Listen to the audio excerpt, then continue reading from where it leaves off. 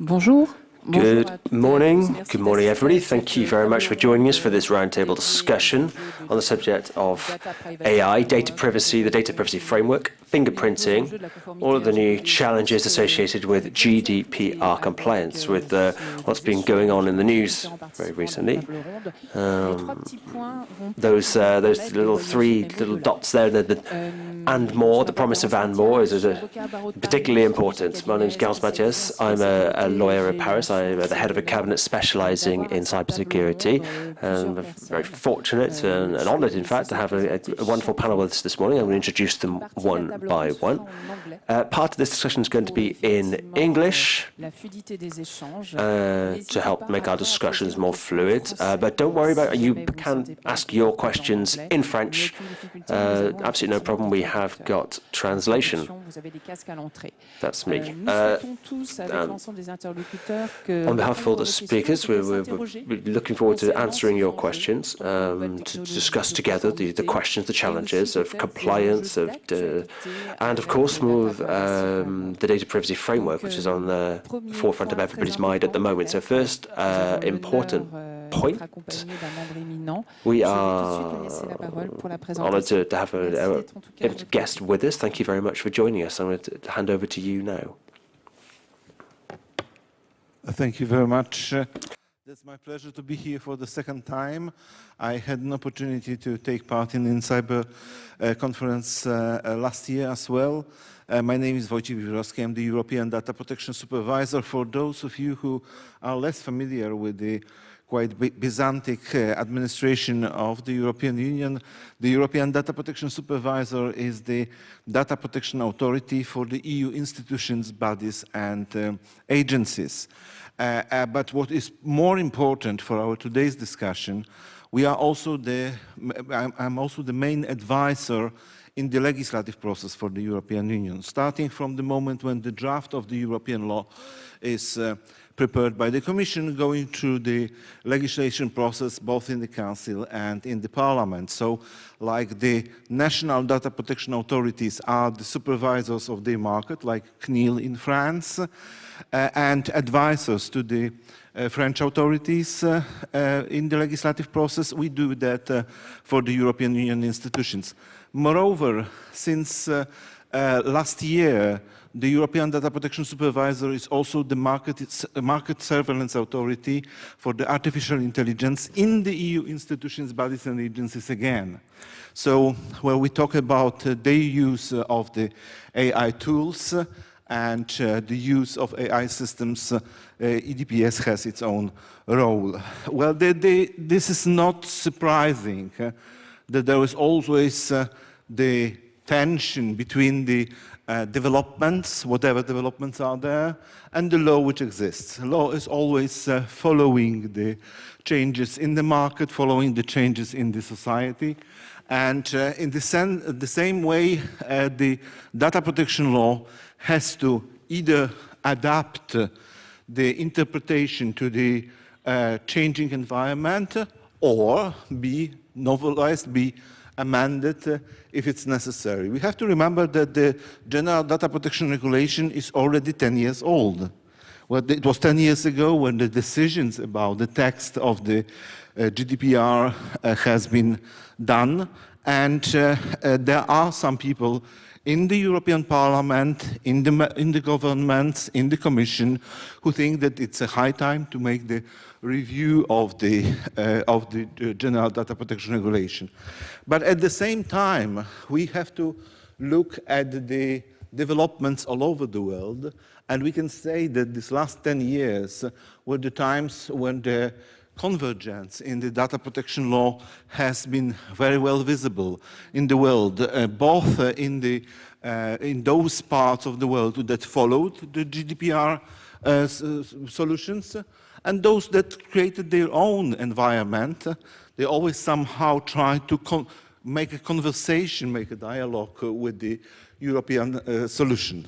But at the same time as well, we have to take into consideration the environment that we live in and the geopolitical situation that we have. And that's another point which we are going to discuss today, discussing about the future of the framework which we established with the United States and future of the frameworks that we try to establish with the other parts of the world, both in the OECD, in the G7 group, and in the Global Privacy Assembly as the place where the data protection authorities are discussing about the practicalities of the data protection law.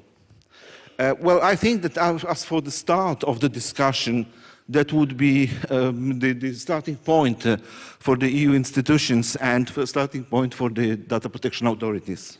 Merci beaucoup pour déjà d'avoir dressé le portrait et on voit que nos échanges vont être. Yes, absolutely. Thank you very much. Thank you for setting out the context and the environment.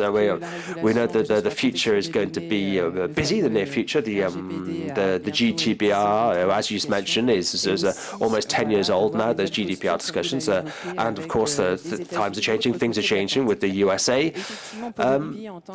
Paul Olivier, as president of the AFCDP, that was Wojciech has just given us the European perspective and highlighted the importance of the EU in the regulatory process, even if sometimes legislation lags a bit behind technological evolution. How about you for the French perspective? Well, for the DPO, the perspective I have is from the AFCDP, though we do, of course, have a European dimension with CETPO, which is actually organised a conference back in September 2024 in Brussels. Well, the situation for us is a little bit complex because at the macro level we have technological evolutions which are absolutely dramatic. Do you want to say something? No, sir, I'm just waving to Garance. I'm getting an echo in my headset. Well, can you hear an echo in the sound? Is the sound good in the room? Well, if the sound's good for the audience, then I'm afraid we're just going to have to suck it up and deal with it. We do have points in common with Romania. I'll get into that after. But so go back to the subject and my perspective on it. Thanks very much. I don't know if you listened to the news this morning, but who listened to the news this morning on the way here? Okay. Who's in a good mood this morning? Right. So anyone, obviously some people are more resilient than others. Ariana, I think, always in a good mood, Ariana. There's yours, a ray of sunshine.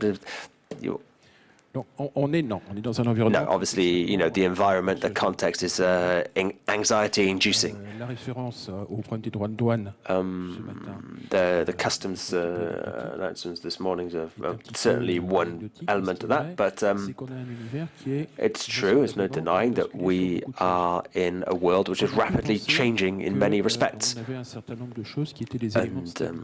in the past, we've been used to certain things which have been stable, which have been taken for granted, and we can no longer count on those certainties. And very concretely, we need to have a very clear-eyed vision of what is going on. We have technological innovation, which is rampant, which is moving very fast. Artificial intelligence is a good example of that, which is having major impact on the potential productivity and on organizations.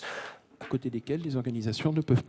that's something that organizations cannot afford to get left behind by the AI change.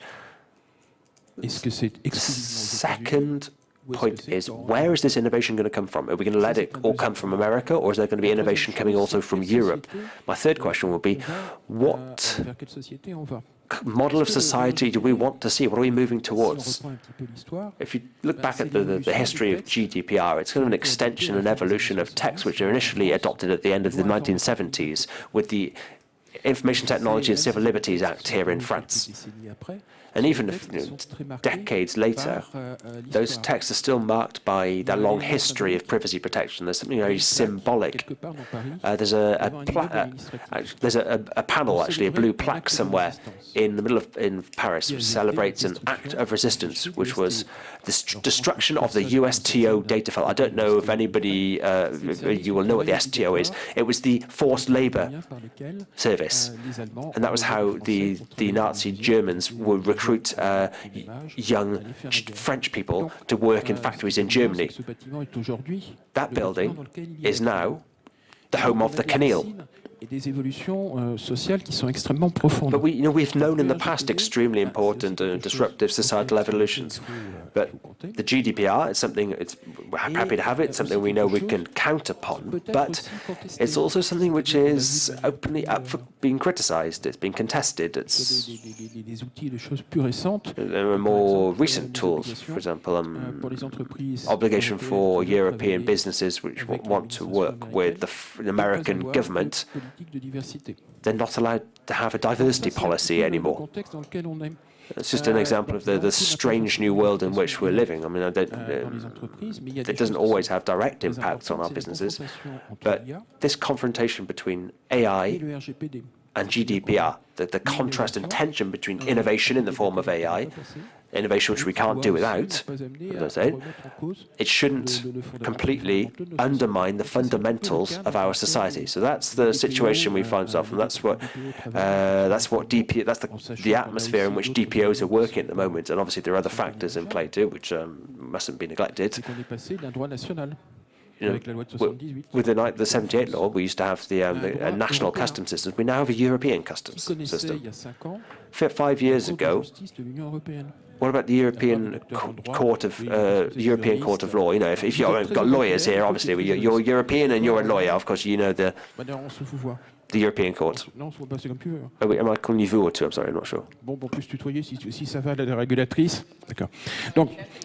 La première chose, c'est qu'on découvre un droit européen d'application. There is a European law with immediately applicable law, with a court that can take decisions. Sometimes it's taken at French level by the Council of State. Sometimes it goes up to the European Court of Justice. So having the European Court of Justice involved kind of changes our perspective on things. And there are also some real practical, pragmatic concerns. Are we going to be able to continue using tools which are hosted in the USA? I'll quote the Director General of PPI France, who said he cannot find any company, a supplier in Europe who has the same capacity for investment and technological development as Google, Amazon, and Microsoft. Why not? Because those companies, according to the Director of PPI, they're investing $10 billion, almost 10 million euros, $10 million to almost 10 billion euros collectively every quarter to improve their services. There's massive challenges here. There is a lot at stake. And the advice that we give to our members is to get back to basics, focus on your fundamentals. That's your business, your employees, your clients, and apply the regulations within your purview. Thank you, Paul Olivier. Oriana.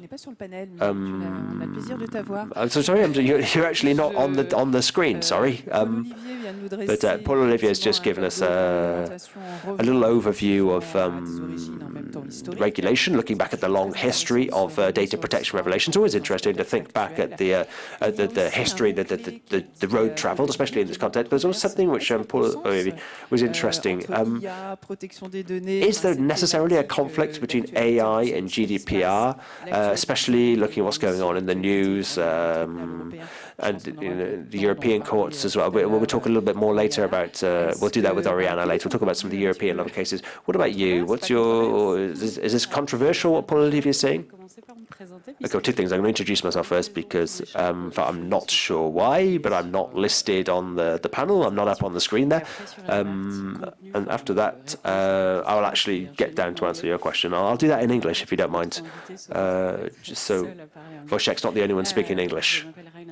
My name's Juana. I'm a French and Bulgarian. I don't know why you're making a reference to Rome and Paul Olivier. We all love Romania. They're our neighbours, but fake news from Paul Olivier, sorry about that. So I'm Franco-Bulgarian. I'm founder and CEO of my own company, which is a specific activity. We're at the crossroads between protection of value creation and the promotion of excellence of innovative startups, SMEs from all over Europe. In relations with legislators, what we call crudely lobbying, as you may know it. I don't mind if you call me a lobbyist, but I think what we do is we're defending the interests of the emerging digital technology and digital champions. So to answer your question, I am now going to switch into English.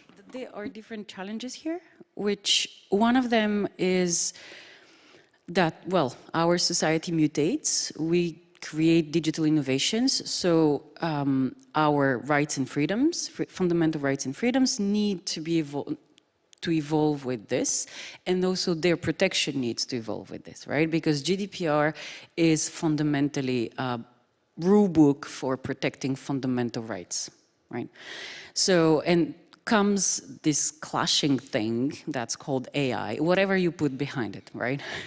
LLMs, Gen AI, whatever, comes in with an extremely predatory model, where we're kindly asked, whenever we are asked, which is not often, by the way, to just give up and give away our right to privacy and our personal data for some private company with a specific ideology to be able to do money on top of our lives, right? Yeah, I mean, for people who know me, I'm kind of behaving right now. So we do need two things. We need for the broader public to understand what those frameworks are about. And who here has heard about the AI Act? Qui a entendu parler de l'IA Act? Oui, bon, les gens qui font ça pour du boulot ou qui travaillent.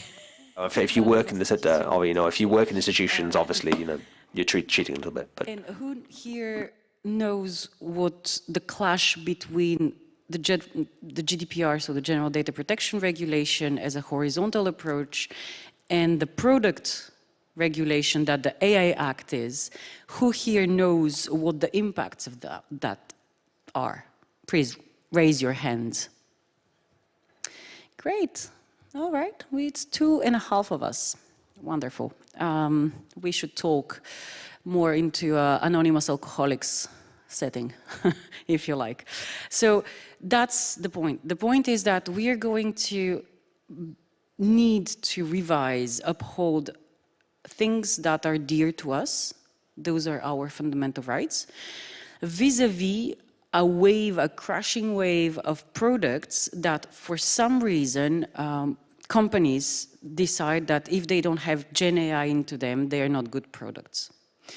And if you think about your fridge talking to you thanks to ChatGPT to tell you what's missing, that's one example of it, right? And so that gadgetization of sorts of our privacy and our fundamental rights is something that we need to account for, right?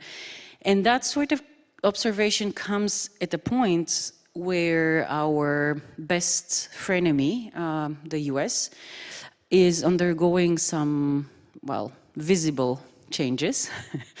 And one reason why we are bringing the US here is not only our reliance, extensive reliance on US clouds and such, but also what is happening with the quite obscure for the general public entity, which is the PCLOB, which is the Privacy Oversight Board.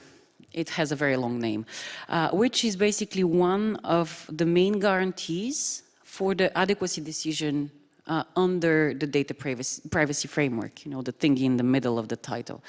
And basically when Trump came around, meaning 2 months ago, he sacked 3 out of the 5 members of that oversight board because they are from the Democratic Party, which leaves this body unable to operate, which basically has long-lasting consequences, which are that, well, since it was one of the guarantees for the DPF to function, now it's left hanging. But also, under that body, we had a means to do recourse, right? Because, and I will leave the lawyers, explain this into further details, which means that if today we want to uphold our right to privacy because the GDPR allows us to do that, well, we basically can't really do that with our, well, US partners and suppliers in terms of digital products, right? So, and that's where, Paul Olivier, I'm not going to repeat what he said, but he was quite eloquent about the need for us to have a European decisions and European solutions to that sort of problems. And I mean, you just need to go out of that door and see the vibrant ecosystem, including of sectoral partners and specialists that we have. So the question here is much more political than, you know, market-based, because solutions exist. The political and strategic will to adopt them is what we need. And so the question will be, will we continue to be vassals of a power that thinks that we need to work for them? Because that's what J.D. Vance said. I'm not kind of being radical here. That's what he said, right? Are we going to be vassals of people who have very different views of our future? Or are we going to, well, band together at the European level and, well, stand for ourselves, right? So that's, to me, one of the things that this conversation about GDPR, AI, and so on and so forth outlines and pinpoints. And then I trust we'll get to a more technical aspect of it. Thank you.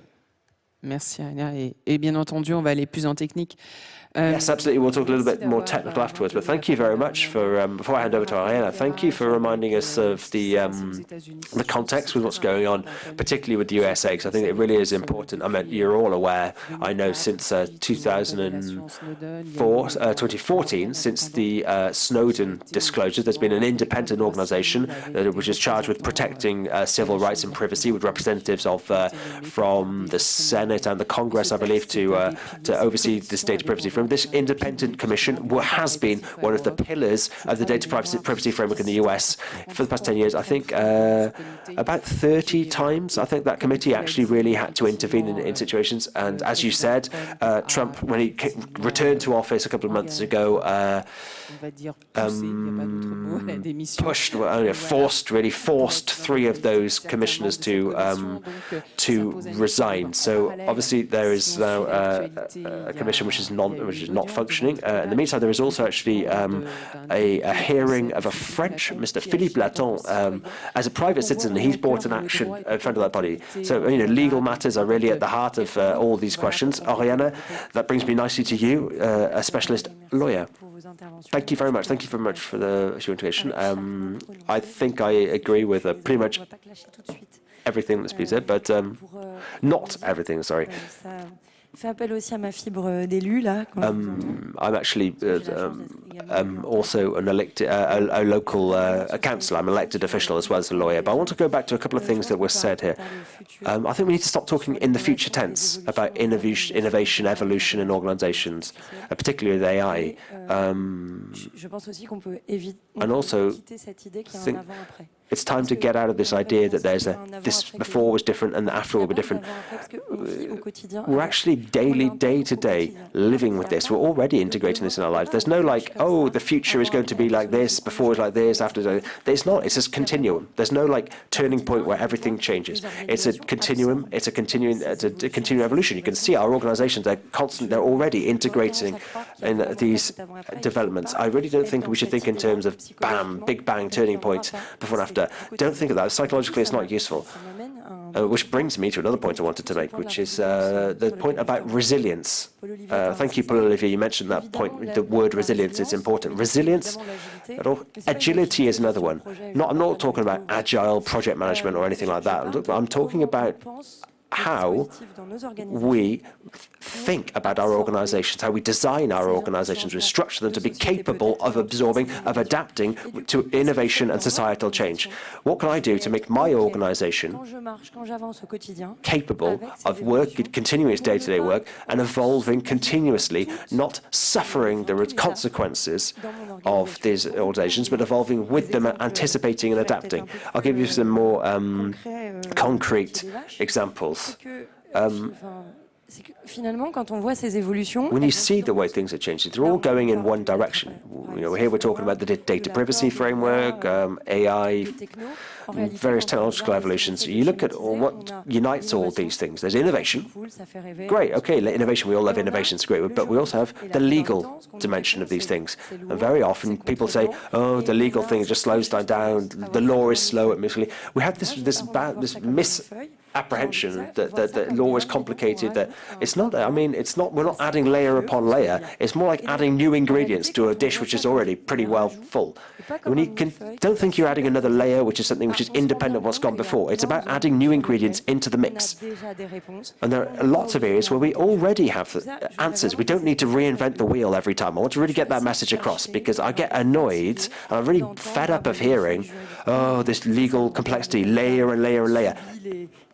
Oh, lawyers, they're constantly adding new layers. And no, I mean, in organizational terms, our work, and organizations need to understand our work as, what am I doing already, which can be adapted within a scope which is, is not changing necessarily. So I want to remind her that's, there's no point fighting against the tide, we know which way directions go, and I can give you an example. NIS 2, talk a little bit about cyber regulations, because that's what we're supposed to be talking about. If from the NIS 2 regulations, the alert whistleblowing measures, we already have that with GDPR. The duration, the periods, the deadlines are relatively short. There's nothing, it's not new, it's nothing which is revolutionary, it's an evolution of an existing thing. We're not adding new things from there, we're not starting from zero every time. And finally, sorry, I'm a little bit frustrated because we haven't mentioned one thing yet, which is the European Council and the European Court of Human Rights, because it's essential to protecting our fundamental civil liberties. But above and beyond the European Union, we also, the European Council protects us all. So I think it's important to insist upon all these institutions that we have, which are there to protect our fundamental rights, and that includes the protection of our data, the protection of our data security. I think it's important and interesting to have that broader overview. Of course, there are different interpretations. There are different. Not every country has the same level of protection, but and it's not quite as harmonised as it might be at the European level. But I think it's important. I always say this to my students. Sometimes you forget that the European Council is there. And finally, coming on to the subject of our American friends, I'd like to have a little, think of the poor Americans, Think of the people who have been forced to retire. The people they've been forced to retire doesn't exist. They've been sacked. Let's say it is. They've been fired. My brother is actually an academic in the USA, a cyber researcher in the US. It's difficult for ordinary Americans. It's an ugly situation. And the question of independence, the independence of our tools, it goes beyond nationalities, it goes beyond the legal framework. As a business leader, I need to think carefully about what I have now, what I want, what do I really want to protect, and who am I protecting myself against? And that means you need to think about what's essential to us, what's essential to our businesses, and what can I do to make sure that my technological dependency is not an obstacle to the future of how long is it going to take me? Is it going to take me 2-3 years to switch all my systems to make myself free? Is it going to cost too much money? Is it going to be possible for me? And every time I adopt a new technological solution, I need to think, is this locking me into something? Is this putting me into a situation where I can't do without it? Or is it bringing me more freedom? Is it bringing me more agility? That question is important to ask. And you need to think about what our real needs and priorities are. There are a lot of innovations, a lot of technology. I mean, we're here in the heart of it, that people in this conference are specialized in everything, but do I really need all of that? And these are questions which sometimes we struggle to answer properly, because, you get these salespeople, they come and sell their product, it sounds wonderful, they want to sell you all these tools, but you need to think sometimes, what do I really need? What is my real objective? Those are fundamental questions which sometimes we struggle to ask, sometimes we struggle to answer, and I think that's important. And it's important to think about it in the context of the digital tools that we use every day. Merci. Thank you. Merci pour cette prise de parole. Thank you, Oriana. So, Oriana, just business oriented. So, and what about regulation, innovation, and what is your? It's not a question of point of view, but what is your? May I say your feeling? Thank you. Thank you very much. Let me say one thing first about the USA. I would like to divide the two streams of the discussion, which should not be mistaken one with another. The one is about the framework that we created with the United States and its resilience to the changes that happen in the States. That's what we heard here about the P-Club and I have to add to that also the question of the two commissioners of the Federal Trade Commission who've been fired on 18th of March and now want to sue the American president for this decision. But that's one thing, the assessment of what we have created as a framework. The other thing is so-called the trade war, which somehow starts and which we were talking about as the news concerning Europeans at the moment. I was always against putting the fundamental rights discussion into the trade agreements. And I have to say that the same way I'm against putting that to the trade war. The fundamental rights and the data protection should not be the subject of neither the trade agreements nor the trade wars. Let's divide it. Let's not use the data protection as the weapon, because it will just show that we pretend that we understand the data only as a commodity, and I'm not in favor of such a solution. If we talk about the question that you ask about this tension between the innovation and the data protection, the general data protection regulation as the regulation itself, as I said, it's nothing new. There's the narrative that we hear from the very beginning of any kind of privacy law existing in Europe. And we are somehow fighting with the same approach, trying to show that there are some limits that were achieved with the blockchain, with the artificial intelligence, with the generative artificial intelligence. General data protection regulation is generally neutral, technologically neutral. But I have to say that there are the developments and innovations which may undermine some basic principles of the general data protection regulation and the privacy law in Europe. And we often heard already in the past that so-called purpose limitation principle is the biggest crime against humanity that we do, because we will need this data for the purposes that we don't know still. I don't agree with this approach, but I have to say that it's more and more popular. The other point, which might be the big problem, challenge, I don't like the word problem, challenge for the general data protection regulation is agentic AI. Because the agentic AI is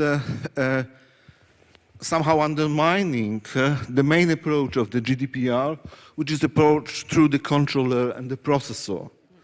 With agentic AI, it will not be that easy to find it. While I'm not that much concerned about the quantum technologies, I think that the changes of the agentic AI may have the big influence. But at the same time, I have to say that the discussion is not new. We had the discussion about the agents in the 80s with electronic data interchange.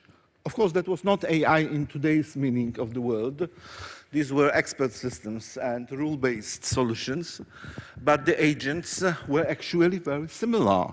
And the whole discussion that went through the French law, to the German legal societies on agents and the meaning of agent in the electronic world will come back. Merci beaucoup. Thank you very much. Paul Olivier, perhaps a bit to turn to you for the French perspective, talking about data protection officers. The data privacy framework has been mentioned a couple of times already. The big questions currently facing DPOs in France, knowing that there are executive orders coming out thick and fast in the US. la présidence américaine n'a pas caché qu'ils allaient The American president has been pretty clear that they will be revoking some of Biden's executive orders very rapidly. They seem to move very quickly. They've been in power for, I mean, they said within 45 days, I think they said, and that's coming up quick. So some of those executive orders will be reviewed. You, who work day to day with DPOs, what's the mood like? What's the attitude like in the community in relation to the data privacy framework and all the other challenges faced, knowing that there's some of the fundamental rights and privacies are at stake here? I think one issue that we have, and this is it's a complex issue at the global level, but there's one thing which is important to remember. From what I've understood, I don't know him personally, but some might know him personally, but from what I've understood of Mr. Trump's negotiating strategy, it seems to be, I smack you in the face, you fall on the ground, and then we'll talk about it. We're currently in the phase where he's smacking us and we're falling to the ground.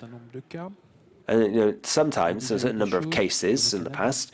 Canada, for example, you've already seen this approach. Mexico, similar approach, where there's quite a big difference between his initial statement of position and what actually ends up happening. It's not the same thing. The other problem we have is that Trump too. He's barely been in office for 2 months, so it's difficult to know exactly what's going to happen next. But we need to be vigilant, very vigilant, because obviously there are things that have been said which we can't ignore, and there are acts and orders that have been issued, but but also, I mean, there are some hard realities behind that. You don't necessarily have to believe everything that's said. Trump is not completely going to change the world on his own.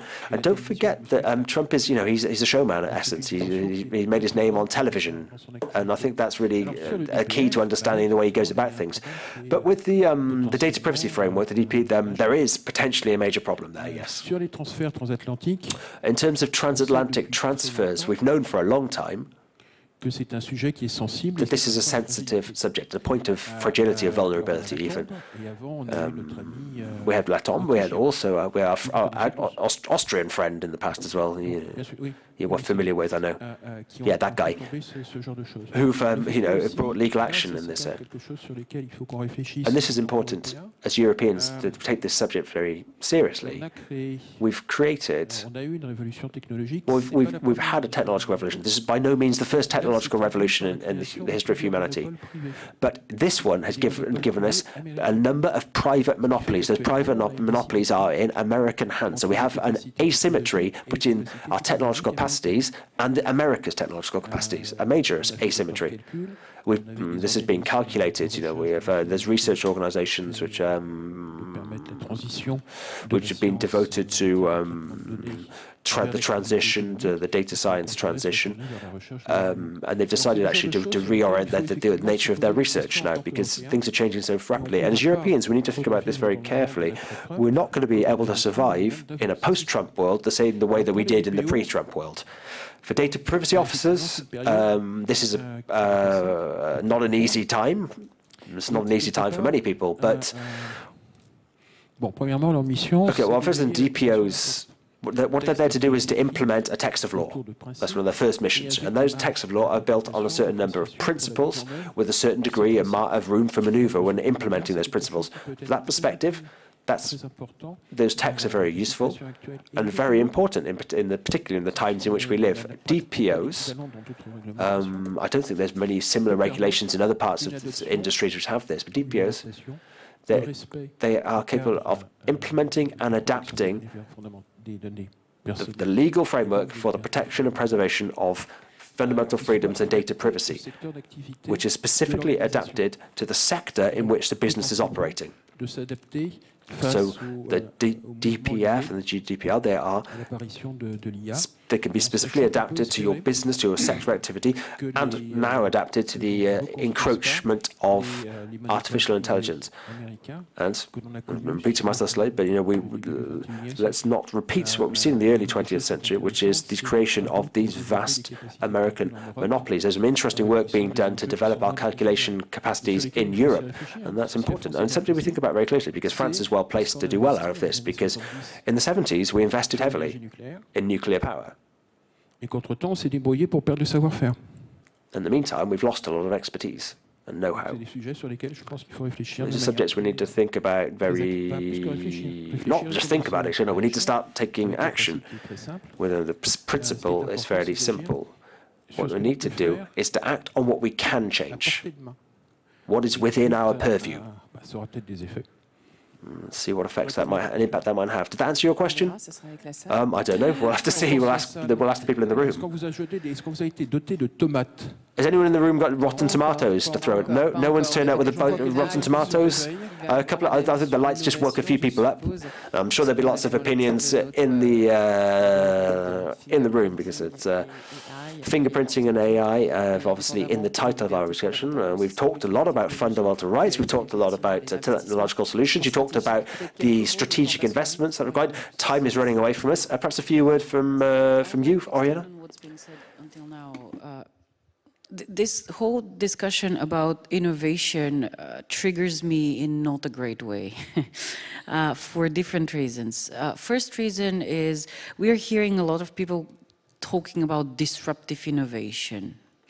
As it happens, I teach a class at Sciences Po in first semester for master students, which is literally called the disruptive technologies, disruptive innovation and the role of technology into it. And well, not I, but what a whole bunch of way smarter people than yours truly have been saying for years, for decades, is that for an innovation to be disruptive, of course it needs an enabling technology, but what it disrupts exactly is not the technology itself. It disrupts society and the interactions between people, right?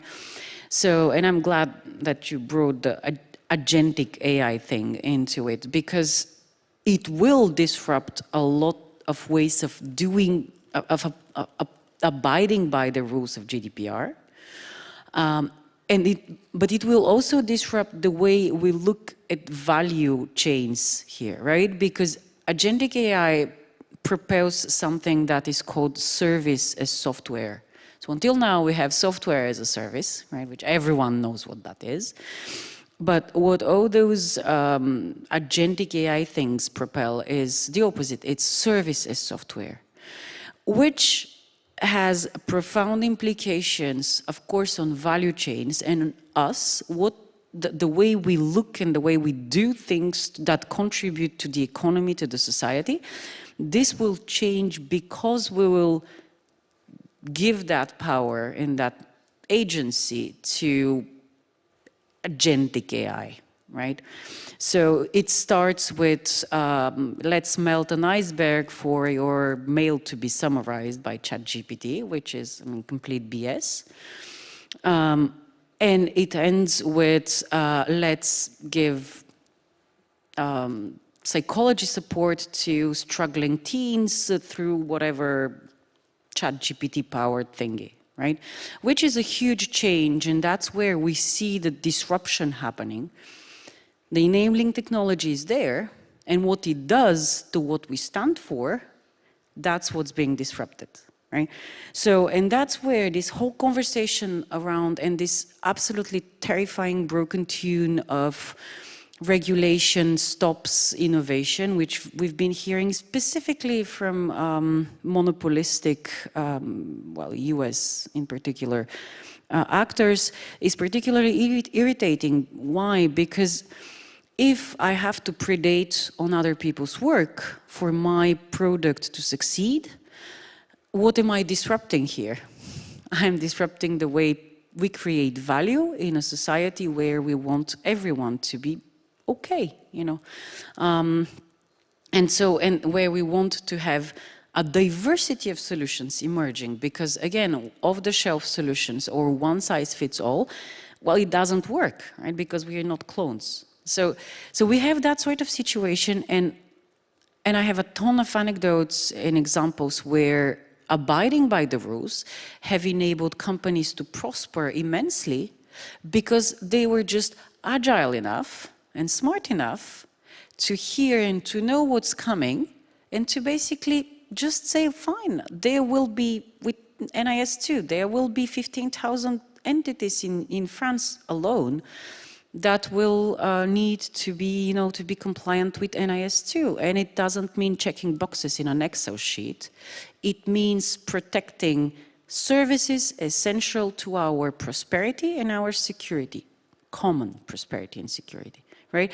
So a good innovation would be to have products, software products that integrate that sort of requirements the way we had privacy-enhancing technologies, which is something that didn't exist 12 years ago, 10 years ago, right? Which came thanks to GDPR, right?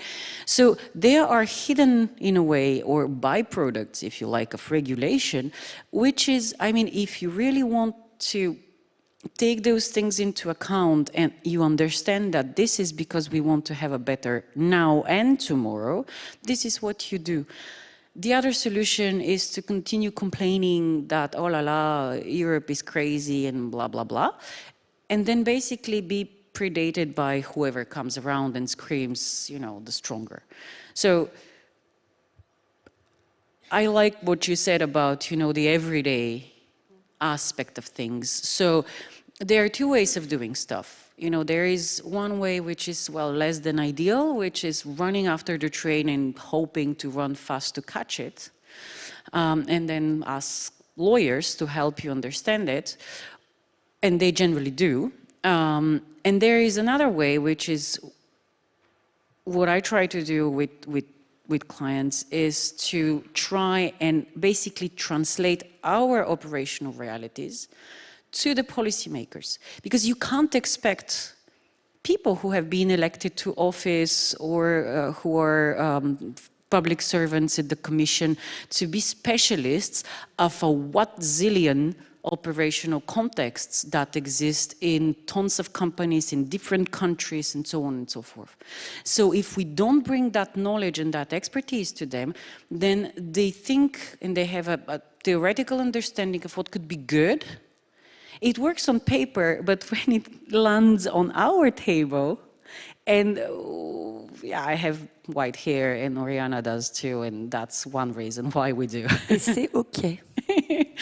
C'est un style. So, but, and that's the thing. It's either we decide to just wait and see what happens and hope for the best, or we become also actors and gain agency into modeling whatever market we want and whatever clients we want, right? Because we also need to educate clients about whatever's coming. And I'm giving back. Oui, merci. Donc, ouais, pour Oriane, quelques mots avec tout ce que vient de nous dire. C'est compliqué. Yes, thank you. Yeah, well, I mean, there's a lot to respond to there, but the role as a lawyer, day to day, you work as part of a team. You work hand in hand with your clients day to day. Yeah, actually, well, that inspires me. Well, one particular remark and an anecdote, in fact, sharing that experience with organisations. I think it's important because too many organisations work in silo mode. And not just organisations, I mean, outside society, breaking down those kind of silo walls is really important. I'd love to break out break down the wall between safety and cyber. I would like to share a bit of my own experience with working with academics. I'd like to see more of that. Because the idea that, invitation and normative revolution that's going on in universities, is going on in our business schools and our IT computing schools. I'd like to see more interaction and collaboration between the academic sphere and legal specialists and societies. But it's interesting, we said important, we need to think carefully about what we want to see for the future. What kind of society do we want for the future? Right now, we're very dependent on the US, but things change. First, as elected officials, we have a time-limited mandate. You can have a good mandate or a bad one. You can do some damage or you can do some good for the world, but everything changes constantly. So let's not kid ourselves that this is something that will be stuck like this way forever. Things change. The future will not resemble the past. Ultimately, Does Europe want to be like the USA? Or does Europe want to be its own continent, a different continent? Do we want to copy another model? Do we have to define ourselves in relation to that mirror across the Atlantic? I don't think so. And I'll conclude with this. I would really like us to have collectively the courage, and the industry to have the courage, because we have companies, we have structures which are leaving because we're not investing enough in them. We also have businesses which are leaving us because when they go up for sale, the industry struggles to mobilize. And I think that's a question of fundamental importance. You know, we can shout and get our soapboxes and say, oh, it's not just about innovation, but we all have to stand up to our responsibilities collectively as institutions, as business leaders. We have a part of responsibility in all this. And the current situation should have us asking ourselves some very serious questions about what we want for the future and what strategy we are going to put in place with that. And as Paul Olivier has said, it's probably time to stop talking about it and start doing things. We'll fall over first, but that's how we're going to learn. We're going to have to learn trial and error, but it's time to start moving. Yeah. We're going to learn as we go. We're going to learn by moving forward, and we're going to learn from our failures. You fall, you pick yourself up, and you get back on moving. And so falling over, failures make us stronger. We go stronger. We learn from our errors, don't we?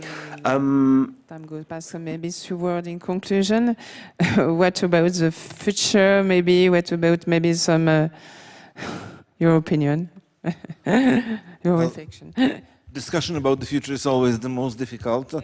On one hand, many of us have academic experience. I'm also the professor from the University of Gdansk, and I like to talk about the theoretical future. But my work in the EU institutions has taught me that you have to take into consideration what you will meet on the ground. When I was starting my work as the European Data Protection Supervisor in 2019, at the beginning of 2020 actually, we were preparing this strategy for another 5 years term. And we were ready to present this strategy, but then the COVID lockdown came. And we found out that we never thought in our strategy for the future about the lockdown. Then the Ukrainian war came. And once again, the world has changed. So we have to react on what's going on in the environment that we live in. But we have to be also prudent, and we have to be proud of the fact that European Union and the European project is built on values. And these values are to be confronted with the changing world. I would like to encourage all of you here in the room, here at the conference, and also here in the panel, to assist the European legislator, to assist the regulators on the European level and the national level with your expertise. Because without such a clear view on what's going on in practice, we start to have the gap between the theoretical legal solutions and the practical world. I think that GDPR is not the example of the gap. It's an example where we leave the possibility to interpret the world and interpret the current situation in the scope of the values of the European Union. Merci beaucoup. Merci à toutes et à tous. Thank you very much. Thank you to all four of our panelists for all those contributions. We have a few minutes left. We can take questions from the room. Lights are up. With a few in French or in English, whichever you prefer. Our panelists are here to take your questions. There's a microphone, hopefully, which can be passed around. Otherwise, I'll do it. I'm going to come down and pass around the microphone. I'm looking. Are there any hands up? Yes, there's one up there.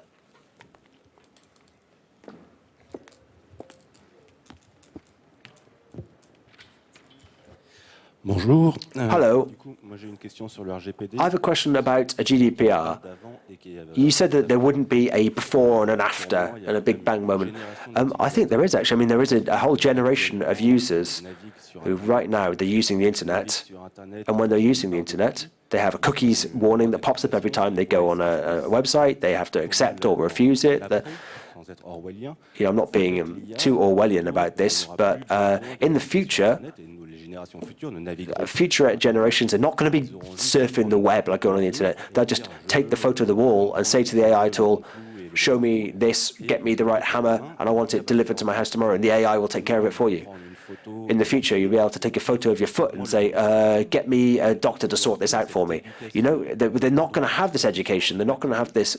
When everything is automated, you're not going to have that same manual control over your rights. Even if we create software tools which are compliant with GDPR, your Chromebook or your smartphone or whatever, your American-made smartphone, when there's generative AI doing everything, I just don't know how they're going to respect and abide by those obligations to GDPR. So how do we make sure that the future innovation that in the software that we're developing right now, how do we continue protecting our privacy? Right, I don't know how things will be done in the future, but when I said that comment about there not being a before and after, a big bang, because I think technology is constantly evolving over time, and we are constantly adapting and integrating these technologies in our lives. And you're right. I mean, you can imagine a future where AI will just be doing everything. It might take over loads of tasks on our behalf. But you still have a choice fundamentally. The example you gave to me, you have that already. You have smart glasses. They already exist. They can give you information in real time, and they're feeding data back to. We're not talking about the future. That already exists. But you have a choice. You don't have to buy those smart glasses. You don't have to put them on and wear them. I'll come back to the fundamental principle of personal choice. Yeah, of course AI is increasingly important. And if we don't think very carefully from a societal perspective about where we want to see AI, where we don't want to see AI, of course, yeah, we could suffer negative consequences. But it is a choice. Even in the future, if AI is ever... I'm sorry, I'm being a bit provocative now, I think. But it all works with electricity. There you go. You know, we've got cables, you have to get fiber, internet. I mean, you can just unplug the thing. You know, you're never obliged to, you don't have to watch the TV, you can open a book, you know? Sorry, I'm being pretty simplistic, but AI only works because it's plugged in. In the future, the electricity goes out, there's no more AI. You know, the infrastructure, let's not neglect the importance of the infrastructure. And all of the technology we're currently developing, it consumes an awful lot of energy. We're going to have to ask some very tricky questions about where the energy is coming from. What's the point? How much energy are we burning just for the sake of having an AI tool to write a recipe for you, you know? Anyway, that might be a bit provocative. I don't know if I really answered your question, but I think the question of free will and individual choice is not to be neglected. Okay, then, very briefly, I mean, it's that kind of this fatalism which terrifies me. I don't like it when I hear people say, "Oh, it's coming, it's inevitable, it's going to happen." I'm not sure. It's just because Google rebrands itself and says it's an answer machine, not a search engine. You know, with Gemini apparently, which you know how unreliable it is. You know, you can come out with all sorts of, about half of the stuff that Gemini comes out with is invented or hallucinated or whatever, you know. So just because they say it works, I mean, let's not be resigned to our fate. There's something so fatalistic. We need to take our fate into our own hands. We need to think carefully about what digital society we want, what we want our society to look like. I personally, I don't think it's necessity. I don't think I should have to. I don't feel the need to use AI. You say, oh, well, young people understand it. Yeah, fine, but young people, what have they got? Young people, they've got parents, they've got teachers. You know, as I was saying this earlier, it is a disruptive technology.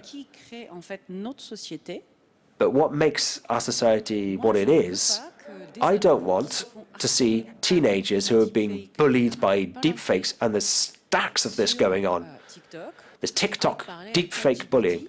I don't want them going on to ChatGPT and looking to ChatGPT for psychological support. If that's what you want for your children, I mean, that's your problem. But this resignation, this fatalism, and I'm doing this in French now because I want to get this message across, this fatalistic approach, I find it terrifying, exasperating. Well, I used to find it exasperating, now I find it terrifying.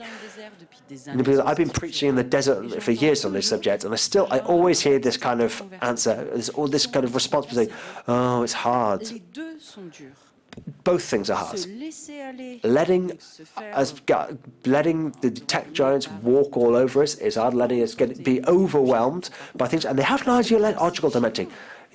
DeepSeek's Chinese, but it's not just DeepSeek. And those American tools, they are informed by their own particular ideological worldview. We can either accept and say that's just the way it is. No, I don't think that. I don't want to see that. But it does take effort and energy to take the other path. It's a different time of energy. I don't know if I'm really answering your question, but anyway, it gives me a chance to mouth off a bit, and I'm always happy to do that. Just 2 sentences to what was the question. the first one, I'd like to say that I'd like to underline once again that I'm saying about the challenges, not about the problems. That's mainly because I'm a big fan of innovation. I'm a big fan of artificial intelligence itself. Even my strange body language shows that because of the health reasons, I'm a big fan of the future solutions and future researches. And the second thing was the example that was given here, the example of cookies. Of course, I'm not a fan of cookies as well.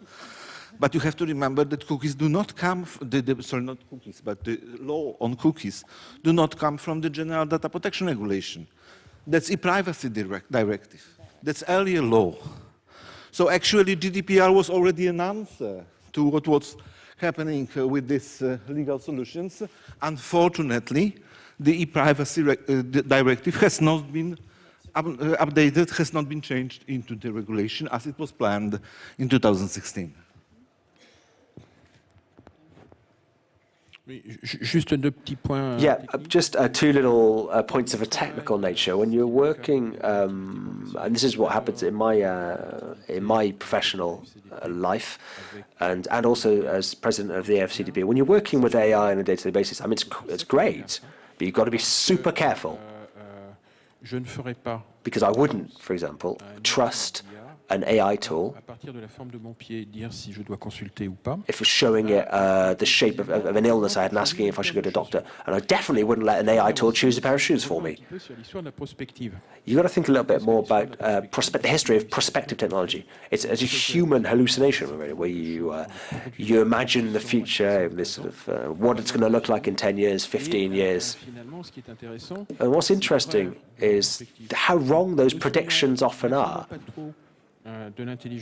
Let's not expect too much from artificial intelligence, and I completely agree with what's been said by other panelists here. There's a very important something that needs to be very close to, is free will.